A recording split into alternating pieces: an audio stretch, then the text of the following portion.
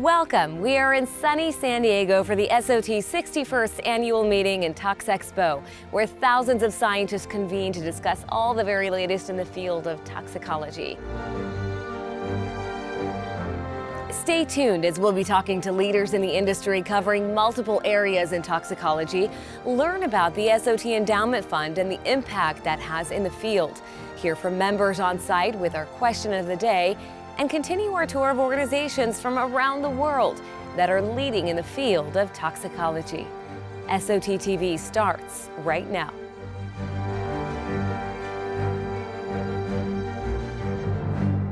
Welcome back, everyone. My name is Lamore Abrams, and I'm your host for SOT TV.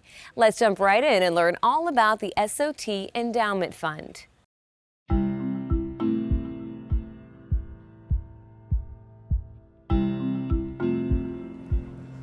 The mission of the SOT Endowment Fund is to provide resources, financial resources, to encourage and stimulate students and others who need assistance in developing a career in toxicology.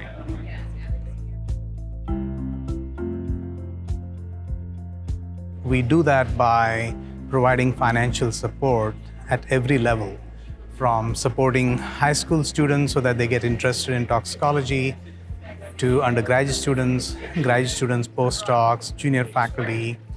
So just create an environment or a pipeline so that we can have some really truly outstanding toxicologists of the future being supported through these various endowments. There are approximately 85,000 chemicals in commercial use in the world, and about 1,000 new ones every year. And there are only less than 10,000 toxicologists worldwide. The endowment fund provides visibility. It speaks to the need and the fact that there are very relatively small number of people across the various sectors, government, industry, and academia, who are trying to deal with this. Both my wife, Dr. Mitzi Nagarkari, who's the chair of the Pathology Microbiology Department at University of South Carolina, and I, we have been working in the field of immunotoxicology for over 35 years. So when I started my career as an assistant professor at Virginia Tech working on immunotoxicology, this society was the one which gave me all the support and mentoring that was so critical for the advancement of our career, not only my career, but also that of my wife. So it came a time when we said, we need to give back to the Society of Toxicology. And so that's why we created an endowment, permanent endowment fund, so that the interest from that can be used to support outstanding graduate students and postdocs. So they could come and visit the Society of Toxicology meetings and participate. And just the way that we got mentoring from our seniors, that they would also get mentoring so that they can continue to provide research excellence and contribute towards the field of toxicology.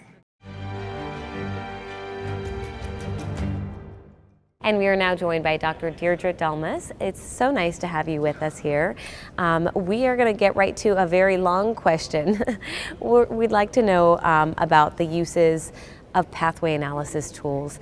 How can novel uses of pathway analysis tools aid in integrating high dimensionality data for better identification of novel biomarkers? Okay, so there are a lot of novel uses of, I would say, integrative pathway analysis tools that are out there by many different companies, but utilizing those in a very unique way we'll be able to pull together high dimensionality data such as omics data or metabolomics data or anything that is really generated in an integrated fashion to be able to better understand the mechanisms and what is involved in being a, say, soluble biomarker to be able to help predict safety in the future. So utilizing those tools will really, in a novel way, will really allow us to really look at the data in a unique way that really hasn't been done before. How is your workshop going to help integrate high dimensionality data for better biomarker identifications and better identification and prediction of toxin efficacy in the biomarker space? So across that, that space, looking at that high dimensionality data, there are a vast amount of data that's getting collected across non-clinical and clinical samples, in vitro samples, and being able to utilize that and look at it in a novel way, such as the various different consortia are doing, including the FDA, and generating artificial intelligence tools and other types of ways to pull that data together will really be able to allow us to be able to integrate data and really identify, really novel uses, or even understanding better ways to help predict and or evaluate that data and identify better biomarkers. What do you hope attendees take away from your workshop? So I hope they take away that there are novel ways and new ways that various different companies and consortia are being able to look at that data and hopefully utilizing the tools that are discussed within the workshop, and also looking to see where the industry is going, and hopefully the companies and everyone will be able to integrate that data in a really unique way in the future to be able to identify better biomarkers. Dr. Deidre Dalmas, thank you so much for being here. Oh yes, thank you. It was a pleasure, and thanks so much for allowing me to speak with you today. And we are joined now by Dr. Devin Payne-Sturgis. Thank you so much for joining us, Doctor. Absolutely. Tell us, what's the main focus of your workshop? Yes, so the focus of the workshop this afternoon is on applying system dynamics modeling to better understand cumulative exposures affecting children's neurodevelopment, with the hope that this would spur, I would say, more robust policy responses to address those impacts. Sounds amazing. Anytime you deal with children and find out how their bodies work, why do we need to have a better understanding of the effects of complex environmental factors on neurodevelopment as a whole? Yeah, so children are exposed to multiple chemical toxicants in their environment, along with other social stressors that impact their neurodevelopment and cognitive abilities. But those exposures have lifelong impacts because it can affect their subsequent academic achievement, health, and wealth as adults later on in their life. And unfortunately, assessment approaches used by our governmental agencies to regulate chemicals in the environment, chemicals in our food, in our air, water, and in consumer products, tend to focus on one chemical at a time in these assessment approaches, and also in isolation of other stressors that may actually act as amplifying the toxicity of these chemical exposures. So this chemical by chemical approach is not consistent with the latest science and actually may be underestimating harm. So we really need to take maybe a different approach to addressing environmental health issues, especially environmental health disparities or inequities, by taking more of an eco-social or a systems approach. I call this a cell to society approach, with the aim of hopefully better informing policies and protecting public health. So it's constantly evolving. Yes. Incredible. And what do you hope attendees take away from your workshop? So there are a couple of insights that I'm hoping that attendees will take away. One is to recognize that the factors impacting children's neurodevelopment actually operate together as a system, as a whole. Another insight I'm hoping people take away is to recognize that risk factors can actually interact with each other through feedback mechanisms. And this is a little bit different than the way we typically think about risk factors. Instead of thinking about them in a linear fashion, is to recognize that there can be a feedback between them where one can cause one risk factor, but the other risk factor can also influence the initial risk factor. So this is a different approach of thinking about feedback mechanisms. And then the last insight I'm hoping people take away is to think about environmental health not so much as something that is static or just even focusing just on an event or an issue that had just arisen, but to think about it more over time, framing the problem as a behavior of the system over time. Yeah. Thank you so much for joining us. I appreciate it. Great, thanks. Thank you for that.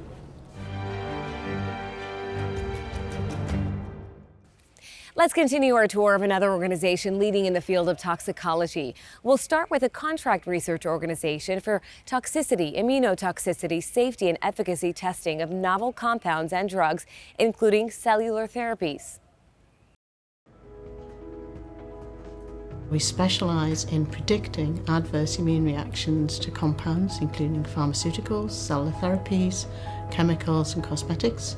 The uniqueness is that it's a human-based system. We have the unique capability of 3D tissue models and bioprinting, and it combines a number of different types of readouts for predicting adverse immune reactions, such as cytokine responses, T-cell immune responses, but also importantly, tissue damage due to the activation of the drug in the immune system.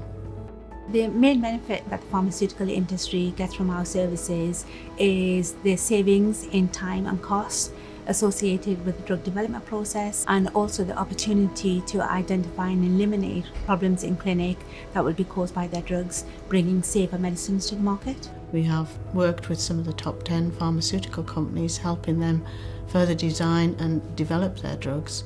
And we have further developed 3D in vitro tissue models for skin and more recently for osteoarthritis.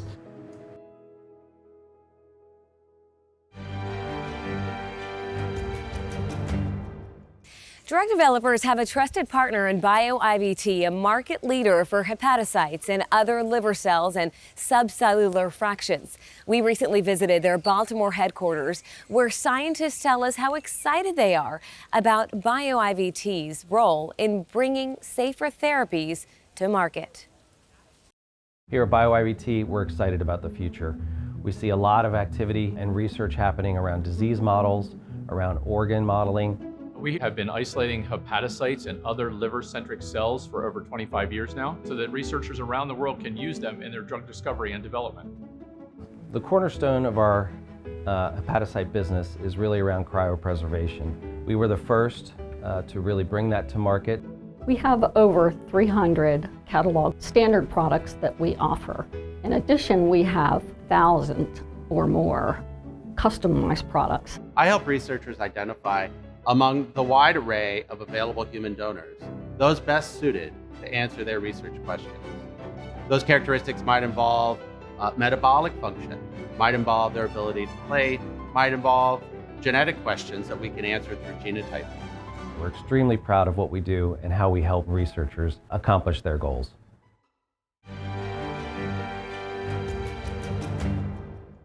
Organ-on-a-chip technology is quickly making waves in research across all sectors. Emulate, a Boston-based company, recently completed a study proving the efficacy of their products. Let's find out just how much of a game changer predictive toxicology could be. Emulate believes that we're at an intersection of technology and human biology, which will bring in a new era of human health. So the liver chip was one of the first organ models that Emulate developed and commercialized, and it has a long heritage that spanned all the way back at the VC Institute, which is where Emulate was spun off from. The system is modular by design, it's extensible by design, meaning that you can add complexity if you need added complexity. If you need a simple model, you can have a simple model. What inspires me at Emulate is that now we are taking what the industry is doing and we're adding microphysiological control to that, so stretch and flow, which are elements of the cellular microenvironment.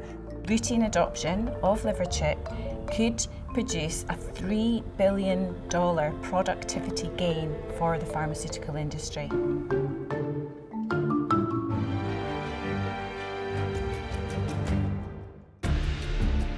Make sure not to miss any of our exclusive SOT TV content. You can watch it on the TVs throughout the convention center, in your hotel room, and on YouTube.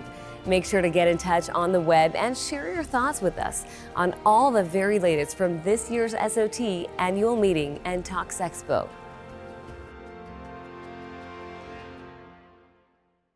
And we are joined in the studio by Dr. Carly Lalone, scientist at the EPA. Thank you so much for being here, Dr. Lalone. So you're researching chemical safety.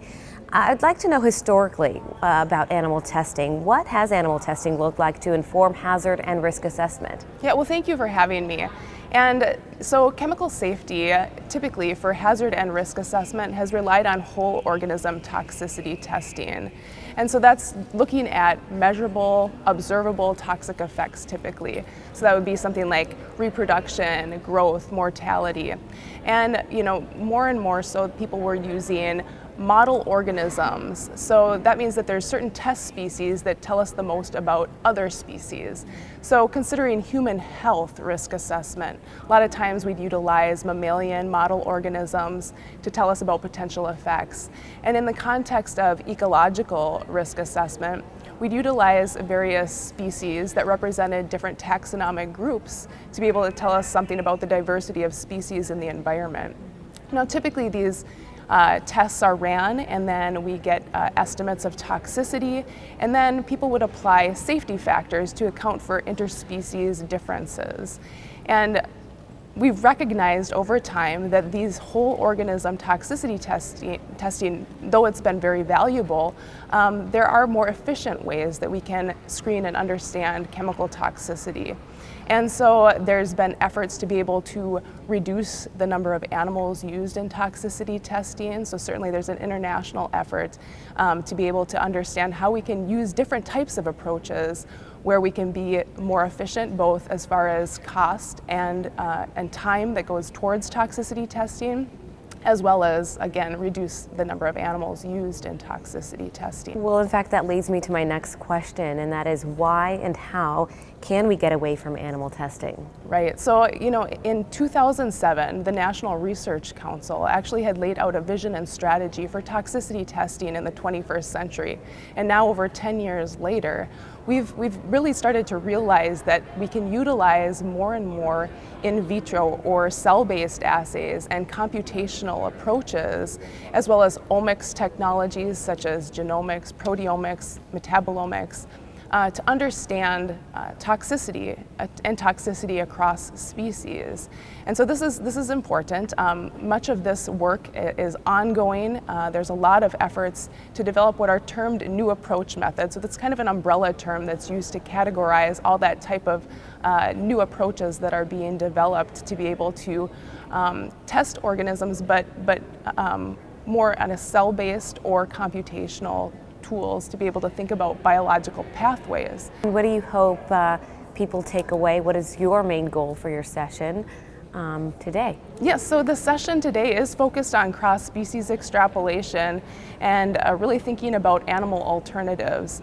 And so we'd like to have discussions focused on what are regulatory needs for cross-species extrapolation, and then what are current pipelines that risk assessors, decision makers are using that they think that they could incorporate some of these types of methods, and what are the challenges. So having those types of discussions help people like me that are developing these types of tools to be able to understand what the data needs are, what the challenges are, so that as we're developing these types of approaches, we can have those considerations. So then from the researcher's perspective, we're learning from the decision makers, the regulators, what their needs are, but then also it's an opportunity to introduce these types of approaches that may be more of a black box to people.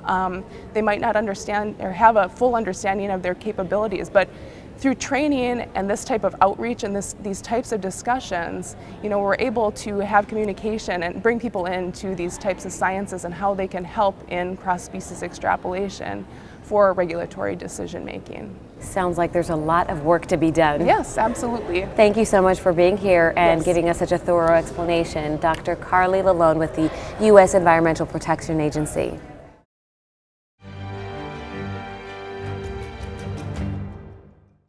And we are joined now in the studio by Dr. Suzanne Fenton. She's doing some extensive work in the field of reproductive endocrinology for the National Institute of Environmental Health Sciences. Thank you so much for joining us. Yeah, thank you. Such an interesting topic for me as a woman, and I'm sure for so many. And I have to ask, what are some of the contributing risk factors for HDP in women? Well, hypertensive diseases of pregnancy are not very well understood. So one of the biggest problems with that disease, with those diseases, is that they've really increased over the last 20 years. Like, they affect 10% of all pregnancies. So, if there's 500 million babies born in a year, 50 million of those births are affected. It affects a lot of women. So why the increase? We're not sure. And that's a lot of the reasons that we're investigating environmental contributors to the disease. It's amazing that there is work being done here, and it sounds like it's evolving. Who is affected most, and what are some of the disparities that need more research? Right, so environmental causes, environmental health disparities are not well understood. We only know of a couple chemicals that may contribute to it. But we do know that Black women are more affected than white women. Why that is not clear exactly, if it's access to health care, or if it's genetic, or if it's the fact that they're exposed to different environmental chemicals. But also we know that rural women who live in rural communities are more affected than urban communities. And so again, environmental chemical exposure or access to care or unknowns. We're not sure. What are the tools that are going to help understand or predict HDP? Yeah, we're going to talk about that in our session on Thursday morning. We're going to talk more about biomarkers that are being used to detect it earlier, biomarkers that are used to specifically identify chemical exposures that might lead to HDP. So we're going to talk a lot about that. I mean, that's one of the major things that we will discuss. We'll also discuss environmental health disparities further. So we have several clinicians who will be speaking in our session, as well as people who are really looking through, digging in the literature deep to look at how biomarkers in people can be used in toxicological studies to better understand those chemical contributors. Thank you so much for this important work that you're doing. Really, really appreciate your time here. You're Good luck welcome. on your Thursday lecture. Thank you. Dr. Suzanne Fenton with the National Institute of Environmental Health Sciences. Thank you. Thank you.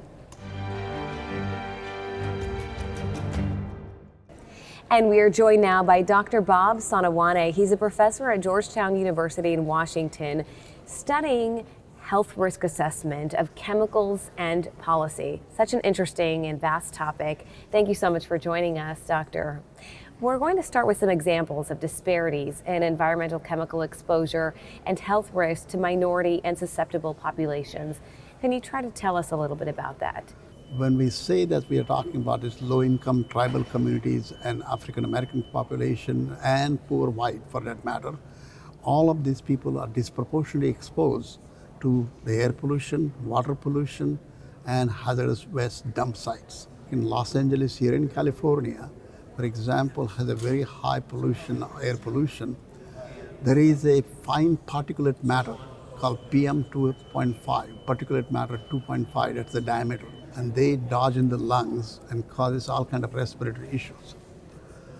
That's number one. The number two, that respiratory problem also causes cardiovascular disease. A lot of cardiovascular disease in this particular population compared to the other ethnic groups or racial groups. And so these minorities, if you want to call them, or the racial groups, have disproportionate exposure of these, through the air pollution. It leads me to actually my next question. Yeah. This might be a good point to go there. What are some of the research needs in order to address these disparities? There's a task force, interagency task force. 17 federal agencies in the United States are coordinating and focusing during this administration, Biden administration, focusing on the environmental justice research issues. What can members do if they want to get more involved in this research Well, I think or the there's- policy side? Yeah, at the community level, I'm talking local community level, people can develop and understand what the federal agency is doing. They have a lot of opportunities for the members of society to apply for the grants. I know that NIHS, National Institute of Environmental Health Science, is funding a lot of research in this area. And so if I'm an academician, I will be looking for those kind of research grants. And the second thing also, the US EPA has also funding a lot of research in this area.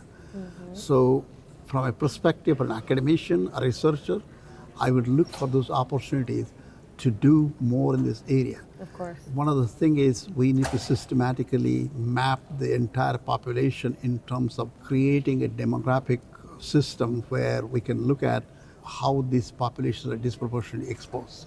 I want to say thank you so much for being here with us in the studio, Dr. Bob Sanawane, professor at Georgetown University. Each day of the meeting, we have asked attendees a question of the day. This time, we want to know, what do you love most about the field of toxicology?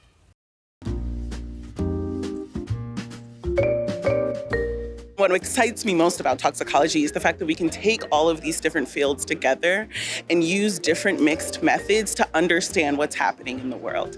And that's what really gets me going. I enjoy the promotion and protection of the public health. And this year, specifically in the SOT, I could see the artificial intelligence and machine learning aspects of toxicology. The diversity in the field has been amazing, and learning about One Health and how we can pull everything together from like veterinary science and ecosystems and human health and have everyone come together and collaborate. It's just a beautiful thing. I really enjoy learning and continuing to learn. There's lots of new things happening all the time, so we learn how chemicals interact with people and our environment, and there's always new tools and new chemicals and old chemicals and new data and knowledge about all of the above. Most of the toxicologists you will see that they are very humble just because they interact with a lot of people. Working with other people make you very flexible. We are just, happy bunch of people.